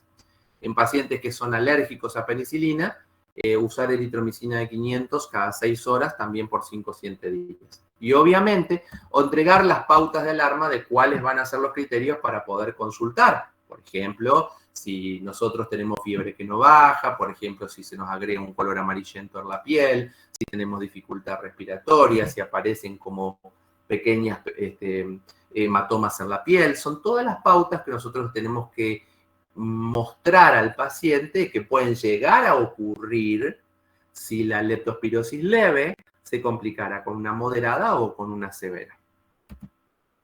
La leptospirosis moderada ya requiere siempre una internación en sala general con oxígeno con mascarilla al 100% si la saturación es menor al 95, si hay taquipnea o esfuerzo respiratorio. Se indica paracetamol 500 miligramos vía oral cada 6 u 8 horas, un plan de hidratación parenteral y obviamente los antibióticos. Generalmente se suele indicar ampicilina de 1 gramo cada 6 horas por vía endovenosa. El tratamiento óptimo por 7 a 10 días, pero ustedes no indican un tratamiento por 7 a 10 días porque eso va a depender de la evolución diaria que haga el paciente en la internación. Se puede usar penicilina cristalina, 1.500.000 unidades internacionales cada 6 horas por 7 a 10 días. Ceftriaxona, 1 gramo por día, vía endovenosa por 7 a 10 días. Se puede usar cada 12 horas si el cuadro es meningio. O cefotaxime, 1 gramo cada 6 horas por 7 a 10 días. Acá tienen distintas corrientes de pensamiento en cuanto a los fundamentos de la utilización de un antibiótico. Porque ustedes indiquen un plan terapéutico está bien, pero a ver, ustedes me van a decir, ¿yo me tengo que saber todo? No, no te tenés que saber todo. Pero, ¿qué pasa si ustedes me dicen ampicilina 1 gramo cada 6 horas por 7 a 10 días y yo soy el enfermero y digo, no tengo ampicilina, doctor? ¿O qué pasa si ustedes me dicen ceftriaxona 1 gramo por vía endovenosa por 7 a 10 días y yo le digo, no tengo, doctor, no hay ceftriaxona? Yo tengo que saber qué plan B tener. Más allá de todo esto, tengo que saber cuál es el plan alternativo si no dispongo. También se puede utilizar potasio para aquellos casos donde la hipocalemia es importante. Para los casos de leptospirosis graves, el tratamiento es ENUTI, con un tratamiento de soporte para corregir el desequilibrio hidroelectrolítico, corregir el desequilibrio ácido-base que pueda existir. Y si hay hemorragia pulmonar, se puede usar desmopresina, 0,3 microgramos kilo, diluido en 30 mililitros de solución fisiológica y a pasarlo en 30 minutos.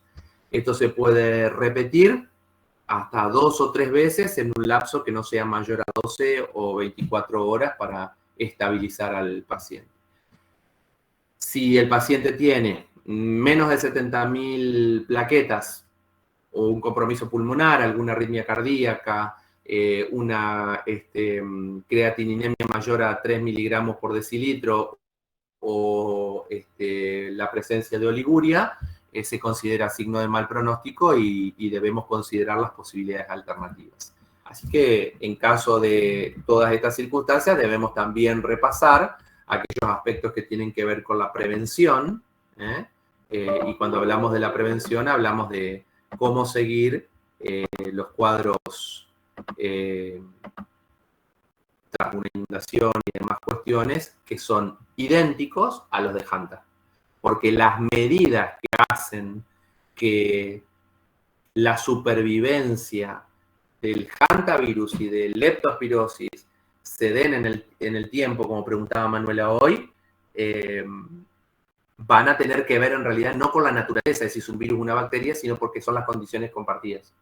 ¿Se entiende? O sea, si hablamos de humedad, de radiación y de esto, son exactamente las mismas. Por lo tanto, usar hipoclorito de sodio lavandina, usar la ventilación cruzada, usar todas esas recomendaciones que dimos para Hanta, aplican para lepto. Solo que bueno, en leptospirosis existen también algunas formas de prevención farmacológica.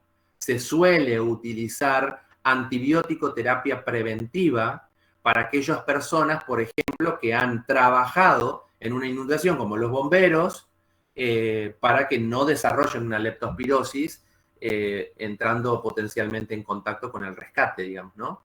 Que se suele utilizar con diferentes opciones. La amoxicilina, la ampicilina es la más común, pero no se dispone de ella. Y bueno, hay otras alternativas terapéuticas que podemos utilizar, a veces más sencillas, a veces más económicas, pero no siempre disponibles en las instituciones sanitarias.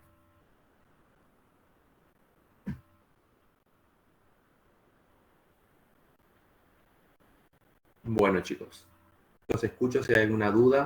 Seguro que hay de todo. Pero créanme que cuando ustedes escuchen los videos, cuando lean todo, cuando esto, todo les va a parecer lógico. Ahora es como mucho. Bueno, después también va a ser mucho, pero... Muy bueno todo. Muy claro. Hay que tener en cuenta que a estas enfermedades que están al servicio de la resolución de la unidad problema de esta semana, se le agregan las de los otros animales. Aviso que a la semana van a tener un seminario de enfermedades transmitidas por mosquitos, que van a haber materiales de enfermedades transmitidas por cabra, por lobo, por todo en el campus. ¿Se entiende? O sea, es la semana de las enfermedades zoonóticas. Sonó a campaña de prevención de las enfermedades. Pero es la semana de las enfermedades zoonóticas y son muchas. Por eso pueden verse superados con el tema de la rabia, de la toxoplasmosis, de la idiotidosis. Pero bueno, esta clase que tuvimos hoy va más al servicio de resolver el caso que abrieron hoy. Y el caso que abrieron hoy está entre estas dos cuestiones. Y más allá de que ustedes se puedan soplar de un año a otro, ¿cuál es el caso de esta semana? El ejercicio de razonamiento debería ser de la siguiente manera. Entonces ya sé que es una leptospirosis. Pero yo no arranqué dándoles leptospirosis, arranqué dándoles hantavirus. Y sería interesante que nos empecemos a preguntar, si yo ya sé que es leptospirosis, pero preguntémonos, ¿por qué no es hantavirus? ¿Por qué no es otra cosa? ¿Qué tiene esto que a mí me hace pensar que sea leptospirosis más allá que a mí me hayan pasado los apuntes del año pasado? ¿Qué hace? ¿Qué hace que esto sea esto y no otra cosa? Y se van a dar cuenta que es súper rico, porque cuando indaguen con sus tutores van a encontrar datos de lo más maravilloso para imaginarse con este tipo de casos que simbolizan a la patología. Porque ya se van a dar cuenta de una cosa. En salud integral del adulto, uno puede patinar, pero puede patinar con cosas groseras. Nunca en adulto le vamos a poner, ni en un examen, ni en un caso de unidad problema, ni en una nada que no sea grosero. Eso les va a generar enojo, porque cuando uno patina, se va a dar cuenta que patina hasta con el tema que más estudió. ¿Se entiende? O sea, no necesitamos preguntar esclerosis lateral amiotrófica. Se van a dar cuenta que con un accidente cerebrovascular se puede patinar igual. No necesitamos ir a la ultra pregunta de la enfermedad más rara transmitida por una rata. No, porque me voy a dar cuenta que me van a presentar una leptospirosis y capaz que me confundo. ¿Por qué? Porque la clínica tiene esa particularidad, es mucha información. Y no se sientan mal, se lo vengo diciendo el primer día. Se van a confundir, permítanse confundirse, porque eso es lo llamativo de la clínica, que todo el tiempo nos interpela para preguntar hasta que lo que tengo claro no puedo ser claro. ¿Se entiende? Entonces, es un desafío. Otra resulta sin impacto. Después de primera parte charlamos, porque se van a dar cuenta que si no puedo patinar con esto. Y sin embargo, sí puedo patinar. Sí, hermano. Capaz me equivoqué con lo que voy a preguntar, pero cuando vimos sífilis y en Julia, que era una espiroqueta negativa, así como también en me acuerdo de haber visto que era difícil de cultivar. Sí. ¿Puede ser que esta también sea difícil o que el cultivo tarde mucho? Pasa exactamente lo mismo y de hecho es una espiroqueta y de hecho cuando escuches el audio, el video que hice, te muestro la idea de la espiroqueta porque no quise alargar, porque era mucho lo de hoy, pero no quise alargar, pero si miras la imagen, es espiroqueta, digamos, es espiraliforme. Tiene la misma característica. Por eso vos no podés esperar el resultado de un cultivo. No podés esperar el resultado que te digan esto es como si vos esperás una Escherichia coli, que es rápida, que es inmediata, para poder concluir en un tratamiento. No, tenés que empezar el tratamiento. En todo caso, puedes hacer marcha atrás. Pero siempre haces un tratamiento empírico sin arruinar la toma de muestras. Siempre se toma la muestra primero y después se hace el tratamiento empírico. Sí, Ludmila. Profe, yo quería hacer una pregunta, pero no relacionada a esto, sino a los certificados de ausentismo laboral, que Sí. surgió una duda en el práctico de una chica que es recursante, creo, dijo que en un parcial tomaron un caso que tenía días ya de haberse ausentado y no sabíamos cómo hacerlo. Tomás Sí. Lecky creo que iba a averiguar, pero no sabíamos si al final averiguó o no, porque Bien. el certificado dice que se tiene que, dice, a partir de la fecha, si poner desde cuándo hasta cuándo, o cómo hacerlo en este caso. Sí, gracias por la pregunta, porque sí, fue algo que ocurrió el año pasado. Lo que probablemente la estudiante que recursaba el año pasado no comentó, porque lo desconoce, es que no había un modelo de respuesta único en ese examen. El caso, yo no lo recuerdo bien cómo era, pero vamos a traerlo a colación. Supongamos el hipotético caso que vengo yo a atenderme con vos el día que estaba con un poco de fiebre, ¿no? Vos me mandaste a mi casa, me dijiste que no puedo ir a